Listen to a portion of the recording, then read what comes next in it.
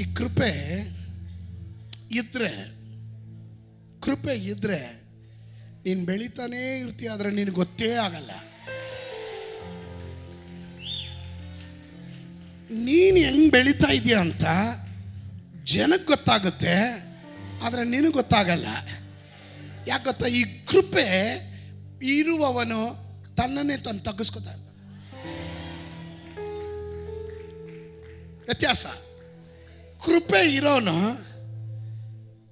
ಮರ್ಯಾಳನ್ ಕೇಳ್ರಿ, ದಯೆ ಹೊಂದಿದವಳೆ ನಿನಗೆ ವಂದನೆ ಅಂತಾಗ ಕಡೆಗೆ ಅವಳು ಹೇಳ್ತಾಳೆ, ಈಗೋ ನಿನ್ನ ನಿನ್ನ ನಿನ್ನ ಕೃಪೆ ಇಲ್ದಿರೋನು ಯಾರೋ ಏನೋ ಯಾಕೆ? This is the difference between the favour of god without favour. Amen. ಸಭೆಯಲ್ಲಿ ಬೆಳೆಯುವ ದೇವ ಮಕ್ಕಳಿಗೆ ನಾನೊಂದು ಕಿವಿ ಮಾತನ್ನು ಹೇಳ್ತಾ ಇದ್ದೀನಿ.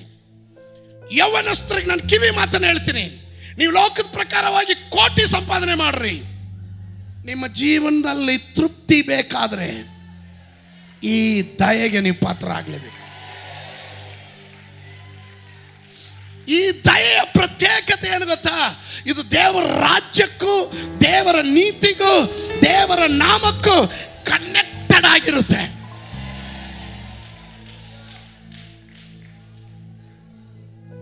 I am telling the truth.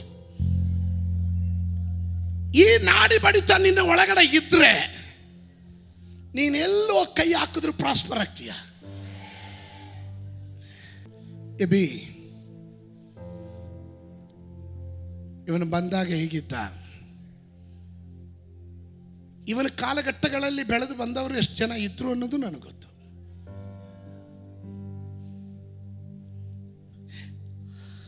ಆರಂಭದಲ್ಲಿ ಇವನು ಎಲ್ಲಿದ್ದ ಅಂತನೂ ಗೊತ್ತು. ಈಗ ದೇವರು ಯಾವ ಸ್ಥಾನದಲ್ಲಿ ತಂದು ನಿಲ್ಲಿಸಿದ್ದಾರೆ ಅಂತನೂ ಗೊತ್ತು.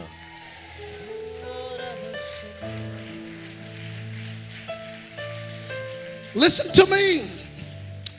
ಅಹಂಕಾರಿಗಳನ್ನು ದೇವರು ವಿರೋಧಿಸ್ತಾನೆ. ದೀನರಿಗೋ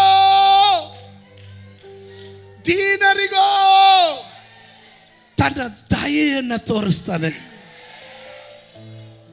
ಅದರಿಂದಲೇ ನಾನು ಹೇಳಿದೆ, ನನ್ನ ಜೀವನ ಸಾಗುತ್ತಿರುವುದು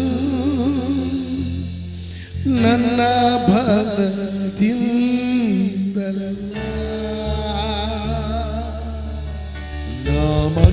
ನಮ್ಮನ್ನಲ್ಲಿರದೆ ಇವತ್ತು ಉಸಿರಾಡುವುದು ನನ್ನ ಸಾಮರ್ಥ್ಯದಿಂದಲ್ಲ. ಎಷ್ಟು ಜನ ಹೇಳ್ತೀರಾ? ಓ ನನ್ನ ಜೀವನ ಸಾಗುತ್ತಿರುವುದು ನನ್ನ ಬಲದಿಂದಲ್ಲ, ನಮ್ಮನ್ನಲ್ಲಿರದೆ ಇವತ್ತು ಉಸಿರಾಡುವುದು ನನ್ನ ಸಾಮರ್ಥ್ಯದಿಂದಲ್ಲ. ಗಣನೆಗೆ ಬಾರದಂತ ನನ್ನ ಜೀಸಸ್ ಗಣನೆಯ ಮಾಡಿದ್ದು ನಿನ್ ಕೃಪಣೆ, ಯಾವ ಲೆಕ್ಕಕ್ಕೆ ಬಾರದಂತ ನನ್ನ ಗಣನೆಯ ಮಾಡಿದ್ದು ನಿನ್ ಕೃಪೆಯೇ. ಎಷ್ಟು ಜನ ಕೃಪೆಯನ್ನು ಸಾರಿ ಹೇಳ್ತೀರಾ? ಕೃಪೆಯೇ, ಈ ಸಭೆ ಹೇಳುತ್ತೆ, ಯೇಸು ಅಪ್ಪ ಎಲ್ಲ ನಿನ್ನ ಕೃಪೆಯೇ, ಕೃಪೆಯೇ, ಕೃಪೆಯೇ, ಕೃಪೆಯೇ, ಯೇಸು ಅಪ್ಪ ಎಲ್ಲ ನಿನ್ನ ಕೃಪೆಯೇ, ಕೃಪೆಯೇ, ಕೃಪೆಯೇ. ಅದನ್ನು ಹೇಳ್ತಾ ಇರುವಾಗ ಕೆಲವರ ಮೇಲೆ ದೇವರ ದಯೆ ಇಳಿತಾ ಇದೆ,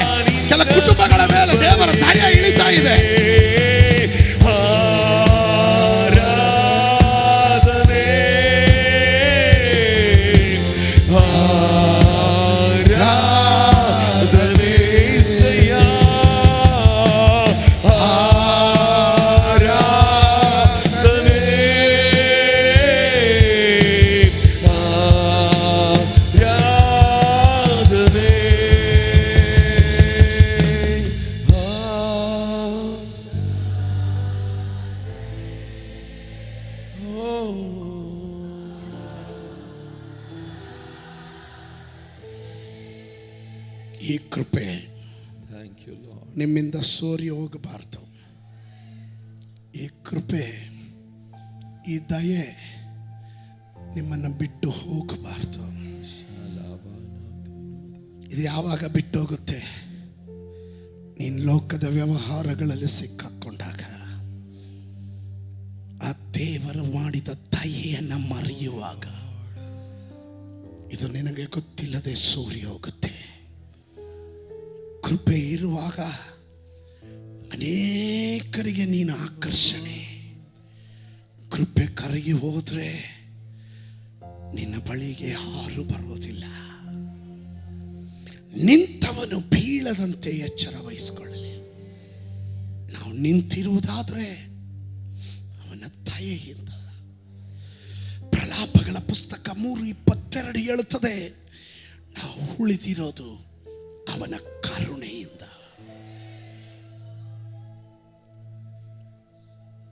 ಅವನ ಕರುಣೆಯಿಂದ. ಒಂದು ನಿಮಿಷ ನಿಮ್ಗೆ ಟೈಮ್ ಕೊಡ್ತೀನಿ. ಸಹೋದರ, ಯು ಡೂ ಬಿಸ್ನೆಸ್ ಮಾಡು, ಕೆಲಸ ಮಾಡು, ಬಟ್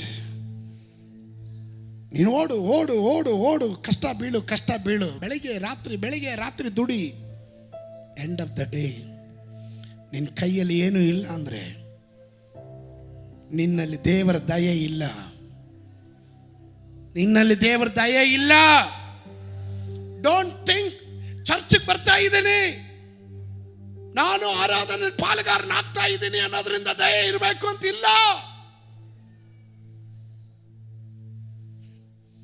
ದಯೆ ಇದ್ರೆ ನಿನ್ನನ್ನು ಹುಡ್ಕೊಂಡು ಬರುತ್ತೆ ಆಶೀರ್ವಾದ. ನಿನ್ನ ಆಶೀರ್ವಾದದ ಹಿಂದೆ ಹೋಗಬೇಡ. ನಿನ್ನ ಜೀವಮಾನವೆಲ್ಲ ದೇವರ ಶುಭವು. ಶುಭ ಮೀನ್ಸ್ ಬ್ಲೆಸ್ಸಿಂಗ್, ಆಶೀರ್ವಾದ, ಕೃಪೆಯು ನಿನ್ನನ್ನು ಹಿಂಬಾಲಿಸ್ತಾ ಇರುತ್ತೆ.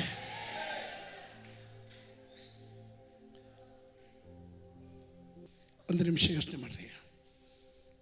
ಕೃಪೆ ಸೋರಿದಂಥ ಕಾರ್ಯಗಳು ನನ್ನಲ್ಲಿ ಏನು ಬಂತು? ಎಲ್ಲಿ ಸೋರ್ತು ಕೃಪೆನ? ಎಲ್ಲಿ ಸೋರ್ತು? Close your eyes please. ಎಲ್ಲ ಕಣ್ಣುಗಳು ಮುಚ್ಚಿರಲಿ. ಆನ್ಲೈನ್ಗಳಲ್ಲಿ ನಮ್ಮನ್ನು ವೀಕ್ಷಿಸ್ತಾ ಇರುವವರು, ನೀವಾಗಿರುವ ಸ್ಥಳಗಳಲ್ಲಿ ಪ್ರಾರ್ಥನೆ ಮಾಡ್ರಿ. ಎಲ್ಲಿ ಬಿದ್ದೆ? ಎಲ್ಲಿ ಕೃಪೆಯನ್ನು ಕಳ್ಕೊಂಡೆ? ದೇವರ ದಯೆ ನಿನಗೆ ಎಲ್ಲಿ ನಷ್ಟವಾಯಿತು? ಬಿದ್ದಂತ ಸ್ಥಳವನ್ನ ಹೃದಯದ ಆಳದಿಂದ ಒಪ್ಕೋ. S lord. ಹೃದಯ ಕಠಿಣ ಮಾಡ್ಕೋಬೇಡ. ಈಗಲೂ ನಿನಗೆ ಚಾನ್ಸ್ ಇದೆ ಹೊರಗಡೆ ಬರಕ್ಕೆ. ಅವನ ಕೃಪೆ ತೋರಿಸೋದಕ್ಕೆ ಕಾಯ್ತಾ ಇದ್ದಾನೆ. ನಿನ್ನನ್ನು ಆಶೀರ್ವಾದ ಮಾಡಕ್ಕೆ ಕಾಯ್ತಾ ಇದ್ದಾನೆ. ಅವನ ದಯೆ ದಿನ ದಿನ ಹೊಸದಾಗಿದೆ. ಹೊಸ ದಯೆಯಿಂದ ನಿನ್ನನ್ನು ಅಲಂಕರಿಸ್ತಾನೆ. ನಿನ್ನ ಜೀವಕ್ಕೂ ಭಕ್ತಿಗೂ ಬೇಕಾದದ್ದು ಎಲ್ಲವನ್ನ ಒದಗಿಸೋದಕ್ಕೆ ಅವನು ಶಕ್ತನಾಗಿದ್ದಾನೆ. ಒಂದು ನಿಮಿಷ ಹೇಳಪ್ಪ. ಯೋಗ್ಯತೆ ಇಲ್ಲಪ್ಪ, ಯೋಗ್ಯತೆ ಇಲ್ಲಪ್ಪ. ಪೌಲನ ಭಾಷೆಯಲ್ಲಿ ಹೇಳಿದ್ರೆ ಕೃಪೆಯಿಂದಲೇ ನಾನು ರಕ್ಷಣೆ ಹೊಂದಿದೆ. ನನ್ನ ಪುಣ್ಯ ಕ್ರಿಯೆಗಳಿಂದಲ್ಲ, ಕೃಪೆಯಿಂದ ರಕ್ಷಣೆ ಹೊಂದಿದೆ. ಇವತ್ತು ಆ ರಕ್ಷಣೆಯ ಅನುಭವವನ್ನು ಮರೆತು ಬಿಟ್ಟಿದ್ದೀನಿ. ಆ ಕೃಪೆ ನನ್ನನ್ನು ಬಿಟ್ಟು ಹೋಗಿದೆ. ನನ್ನ ಕುಟುಂಬ ಒಂದು ಸುವಾರ್ತೆ ಕುಟುಂಬ ಆಗಬೇಕಾಗಿತ್ತು. ನಾನೊಂದು ಸುವಾರ್ತಿಕನಾಗಬೇಕಾಯಿತು. ನನ್ನ ಮಕ್ಕಳು ದೇವರ ಆಲಯದಲ್ಲಿ ಸೇವೆ ಮಾಡಬೇಕಾಗಿತ್ತು.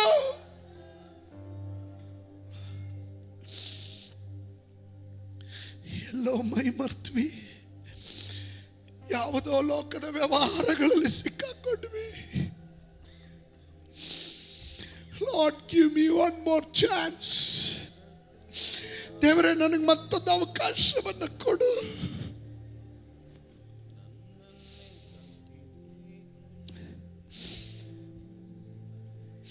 ಈ ಕೃಪೆ ಎಂಬ ಹಾಲಿಗೆ ತೆಗೆದಿದ್ರೆ ಇವತ್ತು ನಾವು ಯಾರು ಜೀವಂತವಾಗಿ ಉಳಿತಿರಲಿಲ್ಲ. ಆ ಕೃಪೆ ತೋರಿಸೋದಕ್ಕೆ ಅವನು ಕಾಯ್ತಾ ಇದ್ದಾನೆ.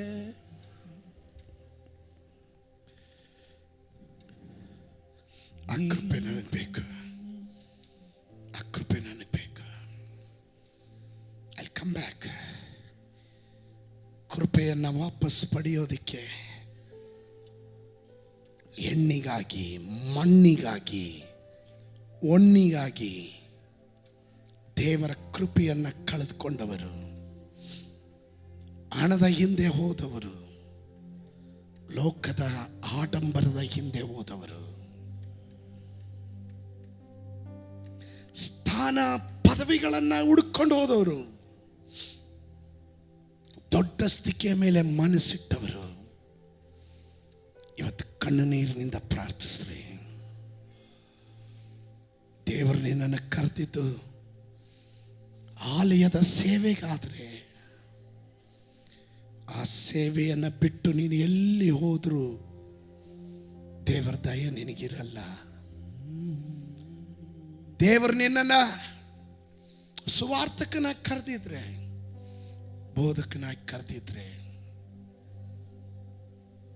ಪ್ರತಿಯೊಂದು ಹಂತದಲ್ಲೂ ಅವನ ಕರೆಗೆ ನೀನು ಹೋಗೊಟ್ರೆ ಅವನ ಕೃಪೆ ನಿನ್ನನ್ನು ಗುರಾಣಿಯಾಗಿ ಆವರಿಸುತ್ತೆ. ನನ್ನ ಜೀವನ ಸಾಗುತ್ತಿರುವುದು ನನ್ನ ಸಾಲದಿಂದಲ್ಲ.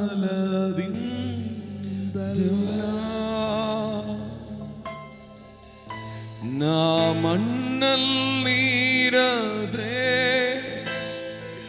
ಉಸಿರಾಡುವುದು ನನ್ನ ಸಾಮರ್ಥ್ಯದಿಂದಲ್ಲ.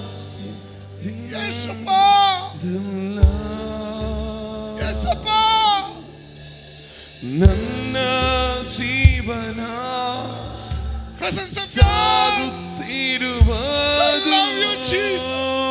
ನನ್ನ ಬಲದಿಂದಲ್ಲ.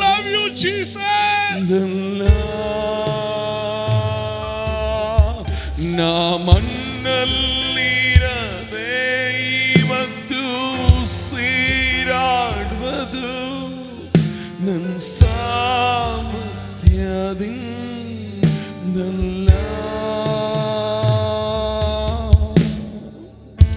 ಗಣನೆಗೆ ಬಾರದಂತ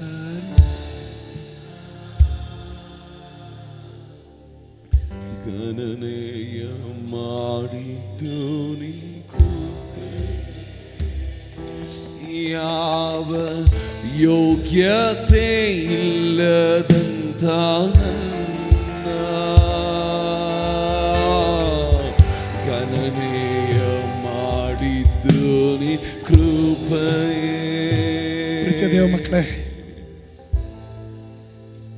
ಯಾಕೋಬನು ದೇವ್ರ ಬಳಿ ಕೇಳ್ತಾನೆ,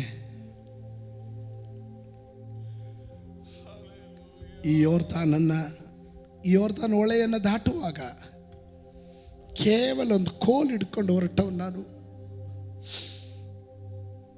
ಪ್ರಾಣ ಭಯದಿಂದ ಓಡಿದವನು, ಕೊಲ್ಲೋದಕ್ಕೆ ಅಣ್ಣ ಓಡಿಸ್ಕೊಂಡು ಬರ್ತಾ ಇದ್ದಾನೆ. ಪ್ರಾಣ ಉಳಿಸ್ಕೊಳಕ್ಕೆ ಓಡಿದವನು ನಾನು.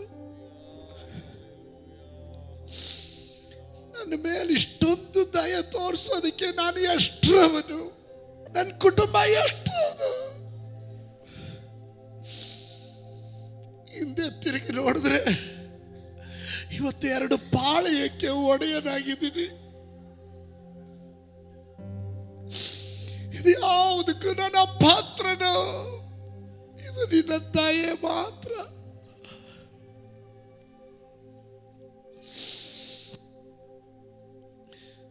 ಕೆಲವರ ತಲೆ ತುಂಬಾ ಅಹಂಕಾರ ತುಂಬಿದೆ, ಕೆಲವರಿಗೇನೋ ಸಾಧಿಸ್ಬಿಟ್ಟಿವಿ ಅನ್ನಂತ ಜಂಬ ಬಂದ್ಬಿಟ್ಟಿದೆ.